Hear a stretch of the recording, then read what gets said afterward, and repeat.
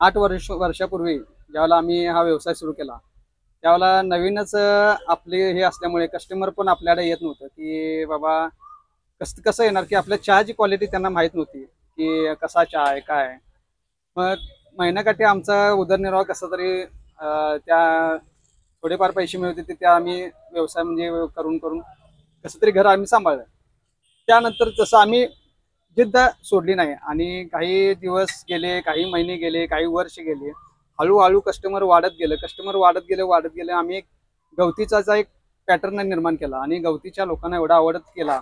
मग आम्ही त्यामध्ये प्रावीण्य मिळवलं गवतीच्यामध्ये आणि आज गवती चहा इतका प्रसिद्ध झालेला आहे, की त्या गवती चहावर आम्हाला जवळ आता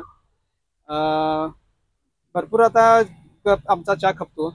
महिन्याला एक 15-20 हजारपर्यंत आमचं बिझनेस होतो. उन्हाळ्यामध्ये थोडं कमी होतं, पण पावसाळ्यात आणि हिवाळ्यामध्ये जास्त होतो आणि चांगले पैसे आम्हाला या व्यवसायातून आम्हाला मिळतात आणि चांगला उदरनिर्वाह आम्हाला या व्यवसायातून होतो. तर लहानपणी आमचे वडील वारले. वडील वारल्यानंतर सगळी जबाबदारी आमच्या कुटुंबावरती आली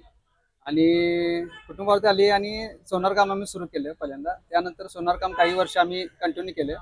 कंटिन्यू केल्यानंतर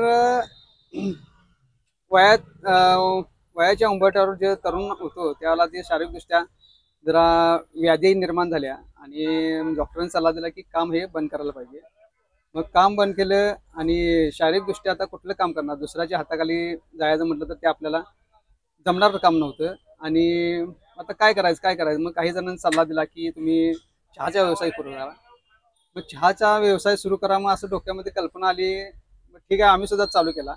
तर आज चहाचा व्यवसाय आम्ही करतो आणि मी शारीरिकदृष्ट्या अपंग असल्यामुळे मी कुठं कामाला जाऊ शकलो नसतो. त्यामुळे चहाचा व्यवसाय हा आम्हाला सोयीस्कर पडला आणि मी, माझी मिसेस, आम्ही दोघं सुद्धा अपंग आहे.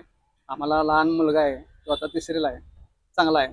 आता वडील वारले, आई सुद्धा नाही आणि आम्ही एवढं अपंग असून सुद्धा आम्ही स्वतःचं कुटुंब स्वतः आम्ही चालवतो, आनंदाने चालवतो. हेच ईश्वराचं आम्ही हे जेवढं हे करत तेवढं कमीच आहे आणि आज व्यवसाय गवतीच्या म्हणून आपलं एक नावलौकिक झालेलं आहे. आता खूप चांगला असा चहा आपण बनवतो सगळ्यांच्या आशीर्वादामुळे.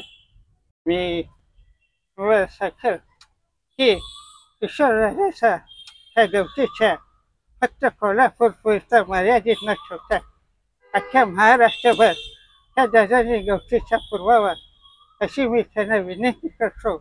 कारण अशा आरोग्यदायी चहा फक्त कोल्हापूरकरांना त्यांनी देऊ नये, पूर्ण महाराष्ट्राला अशा आरोग्यदायी चहा द्यायला असं मी त्याला विनंती करतो.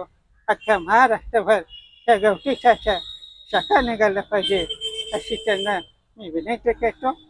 जय हिंद, जय महाराष्ट्र.